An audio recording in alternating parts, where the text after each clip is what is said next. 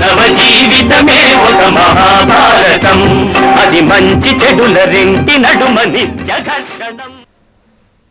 ఒకే తప్పు ఏదైనా మనకి మనం గిట్టని వాళ్ళు ఎవరో చేస్తే దాన్ని పెద్దదిగా చూపిస్తాం పోతుంది. అదే మన వాళ్ళు ఎవరైనా చేస్తే మనకు బాగా మిత్రులు బంధువులు దగ్గర వాళ్ళు మనం ప్రాణం అనుకునే వాళ్ళు చేస్తే ఆ పరిస్థితులు అలాగే చేస్తారు. మరి వాడు కూడా ఆ పరిస్థితుల్లోనే చేశాడు. ఎందుకంటే వీడు మనవాడు వాడు పైవాడు, అంతకన్నా తేడా ఏం లేదు అక్కడ. అదే తప్పు. మనకి ఏదైనా ప్రమాదం జరిగితే అది పెద్ద ప్రమాదం. మనకి గిట్టని వాళ్ళకి ఎవరికి జరిగితే కావాలనే పడుతూ ఉంటారు. కావాలని ఎందుకు పడతాడండి ఎవడన్నా? ఈ పక్షపాతం పనిచేస్తుంది ఇక్కడ. అంచేది అంతా మన దృష్టి భేదమే శంకరాచార్య చెప్పినట్టు. అంచేది కర్ణుడు అనొచ్చుగా ఇక్కడ ఎప్పుడు వాళ్ళని ద్రోణాచార్యుడు అంటున్నాడు. ఇక్కడే పద్యంలో ఒక్క మాట మనం చెప్పుకోవాలి. ఆశ్రితు గుణశ్రేష్ఠుండు వంచునే అని చెప్పాను మీకు నేను. కానీ తిరుపతి టీటీడీ వారి ప్రతిలోను తెలుగు విశ్వవిద్యాలయం వారి ప్రతిలో కూడా ఆశ్రిత గుణశ్రేష్ఠుండు వంచుని అని పాఠం ఉంది. సరే, తెలుగు విశ్వవిద్యాలయం వారి దగ్గర ప్రతిపదార్థ తాత్పర్యాలు లేవు కాబట్టి అది అలాగే ఉంది. టీటీడీ వారు వేసిందో ఆశ్రిత గుణశ్రేష్ఠుడికి అర్థాన్ని కాస్త తిప్పి చెప్పారు వ్యాఖ్యాతం. కానీ అంత చెప్పక్కర్లేదు. అక్కడ అచ్చు తప్ప ఆశ్రితు గుణశ్రేష్ఠుడు వంచి. ఆశ్రిత గుణశ్రేష్ఠుడు అనే మాట అన్వయానికి సరిగ్గా కుదరదు. ఆశ్రిత గుణశ్రేష్ఠుడు ఏమిటి? ఆశ్రితమైన గుణములకు శ్రేష్ఠుడైన వాడు అన్వయం సరిగ్గా కుదరదు, డొంక తిరుగుడుగా ఉంటుంది. ఆశ్రితు ఆశ్రయించిన వాడిని, గుణశ్రేష్ఠుడు గొప్ప గుణాలు కలిగిన వాడు ఎవడు మోసం చేయడు. కవిపక్షరం రామాంజన యుద్ధం అన్ని సరదా కథలు బోళ్ళు ఉన్నాయి. అంచేది ఆశ్రితు గుణశ్రేష్ఠుండు వంచునే పెనుపోరన్ వరమిచ్చిదట్లు గరిమన్ భీమగ్రజుండాజిగిట్టిన పట్టంగడు నగ్గమైన ఎడ క్రేడిం తెడ్డు ఇట్లైన చాలని వాడందురు నిన్ను నన్ను కుటిలాలాపంబులన్ వెర్రి చేసిన నీగైనది ఏమి ఆశ్రితు గుణశ్రేష్ఠుండు వంచునే. ఇంత దారుణంగా ఎన్ని అనాలో అన్నే అనేశాడు. ఇప్పుడు ద్రోణుడు సమాధానం చెబుతున్నాడు. మరి ఉద్యోగం అండి, ఎంతైనా ఉద్యోగం అనుకోలేం కదా. ఇప్పుడు ఉద్యోగం కంటే ఎక్కువ బాధ్యత, మాట నిలబెట్టుకోవడం, పౌరుషం కూడా వచ్చేస్తుంది బ్రాహ్మడైనా. ఎంతైనా ఇదం బ్రాహ్మ్యం ఇదం క్షాత్రం. ఎవ్వరిని ఎట్లు చేసేదనో ఏర్పడజూడుము. దుర్యోధన, ఎందుకు ఇలా మాట్లాడుతున్నావు? భీష్ముడన్నంత ధైర్యంగా ఈయన అన్నాడు. ఉద్యోగస్తులు మరి జీతం తీసుకుంటున్నాడు, అందుకని కాస్త పౌరుషం వచ్చింది. అందుకని అంటాడు, ఎవ్వరి రెట్లు చేసేదనో ఏర్పడజూడుము నేడు పోరికిన్ కవ్వడి రాకయుండ తొలగన్ గొనిపోవగజాలు వారి నీవెవ్వరినైన పంపుము. ఇది ఏటికి ఒండొక బుద్ధి చేసేదే నవ్వుచు బల్కినం ధరణినాథ అసత్యముగల్గ నేర్చునే. నవ్వుచు బల్కినం ధరణినాథ అసత్యముగల్గ నేర్చునే. ఇది ఏమిటంటే దీనికి సరైన ఉపాయం అర్థం చెప్పాక చెబుతా. సరైన వ్యాఖ్యానం కాళహస్తి శతకంలో దూర్జుడు చెబుతాడు. బ్రహ్మాండమైన మాట చెబుతాడు. చాలామంది పండితులకి, చాలామంది ఐఏఎస్ ఐపీఎస్ ఆఫీసర్లకి వాత సుఖంగా ఉంటామండి. వాత పెట్టినా ఇప్పుడు కొన్ని రోగాలు వాత పెడితే కానీ తగ్గేవి కాదు. ఆ వాత గుర్తులు ఉంటాయి. అంటే వాత పడాలి. ఆ వాత పెడదాం తర్వాత. ముందు చూడండి. ఎవ్వరి రెట్లు చేసేదనో ఏర్పడజూడము. ఇగో ఊరుకో, ఇంకొద్దు, ఇంక మాట్లాడకు, నేను చెప్తున్నాను కదా. ఇది 13వ రోజు. ఇది ఎప్పుడు? 13వ రోజు తెల్లారాక. రాత్రి ఏదో అన్నాడు, సరే అవి పొద్దునే ఇంకా దాన్ని బయలుదేరుతుంటే జరిగింది వాళ్ళ మధ్య. రాత్రి శిబిరానికి వెళ్ళి పెట్టిన రేవు కాదు అది. ఉదయం కాస్త సూర్యోదయం అవుతే ఇంకా బయలుదేరుతూ ఉంటే పెట్టిన రేవు. అందుకని నేను బయలుదేరుతూనే అన్నాడు. ఇంక ఇవాళ చూసుకోవయ్యా, అయింది ఏదో అయిపోయింది కానీ ఇంక చూసుకో, నీ ఉద్యోగం ఏదో అయింది కానీ పెళ్లి చూడు పిచ్చెక్కిస్తా అన్నాడు. అలాగే అన్నాడు. పిచ్చెక్కించడం. ఇంకా ఏదో ఈ బ్రాహ్మడు వాడిని సంతోషపెడదామని తాపత్రం. ఏమి కర్మ వచ్చిందండి మహామేధావికి. అస్త్ర విద్యలో ఆచార్యుడా. అసలు నేను యుద్ధానికి రానంటే ఈయన్ని అడిగేవాడు ఎవడండి? ఆ కర్ణుడు అన్నే అన్నాడు కదా, ఆయన రానే వద్దు, ఆయన్ని ప్రార్థన చేస్తాడు. కర్ణుడు అన్నాడు, నాకు పౌరుషం వచ్చింది. ఏ భీష్ముడు యుద్ధం చేస్తే కర్ణుడు మానేశాడు కదా, కర్ణుడు బతుకున్నంతకాలం నేను రానని ద్రోణాచార్యుడు మానేయకూడదండి. అబ్బే, ఇరుక్కోవడం బాగా అలవాటు ఈ బ్రాహ్మణోత్తములకి.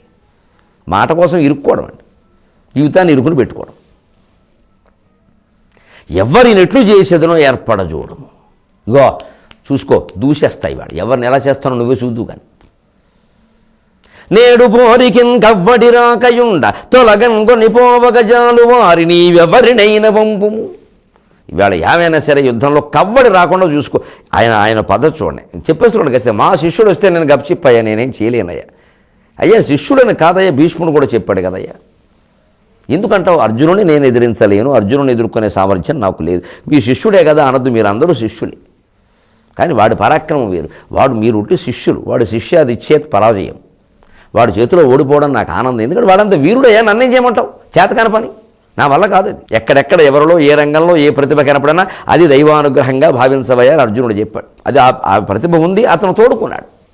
నా అనుగ్రహం అందరిలో ఉంది, అతను తోడుకున్నాడు. అనుగ్రహమే మూలం. అలాంటి మాట నన్ను దేవుడిని నేను చూస్తున్నాను అంటే, క్రికెట్ రంగంలో సచిన్ టెండూల్కర్ దేవుడు అయితే యుద్ధంలో అర్జునుడు దేవుడు కాదు. ఆ దైవాంశతంలో ఎక్కువ ఉంది. అనుగ్రహాన్ని తోడుకున్నాడు ప్రయోగం ద్వారా. అయితే నేను అతను ఏం చేయను. కబడ్డీ రాకుండా ఎవరినైనా అతను తొలగించి దూరంగా కొనిపోయేవాళ్ళని చూడు. మళ్ళీ ఎవరో మళ్ళీ సంక్షిప్తలు తయారు. నీకు నాకును తెల్లవారిను భవాని అని ఎప్పుడో పద్యం వెళ్ళాను నేను. అలాగే అమ్మవారికి చూసి మళ్ళీ నీకు నాకు తెల్లారిందమ్మా ఈ లోకంలో పడ్డానికని. అలా మళ్ళీ సంక్షిప్తకులు అర్జునుడు తయారు. అంచేత అలా చూస్తే ఎవరినైనా పంపుము, ఇది ఏటికి ఎందుకయ్యా ఇలా మాట్లాడుతావు? ఉండక బుద్ధి చేసేది. ఈ ఉండక బుద్ధి చేసేదే మనకి ఈనాడు కొంచెం క్లిష్టంగానే తిక్కనగా కాలనాటికి ఉండే భాష ప్రకారం ఉండక బుద్ధి అంటే అపార్థం చేసుకోవడం. ఎందుకయ్యా అపార్థం చేసుకుంటాం అనవసరంగా? నవ్వుచు బల్కినంధరణి నాథ అసత్యముగల్గా నేర్చుని. నేను నవ్వుతూ మాట్లాడచ్చు కానీ అసత్యం అవుతుందా? ఇలా మాట్లాడే కర్మ ద్రోణాచార్యుడికి ఎందుకు వచ్చిందంటే, దూర్జుడు చెప్పాడు, నిత్సల్ నిన్ను భజించి చిన్మయ మహానిర్వాణ పీఠంబుపై రత్సల్ సేయక ఆర్జవంబు కుజనవ్రాతంబు చేక్రాగి భూభృచ్చండాలు రగుల్చి వారుదను కోపింపన్ బుధుండార్తుడై చిచ్చారం సమురెల్ల జల్లుకొనునో శ్రీకాళహస్తీశ్వర.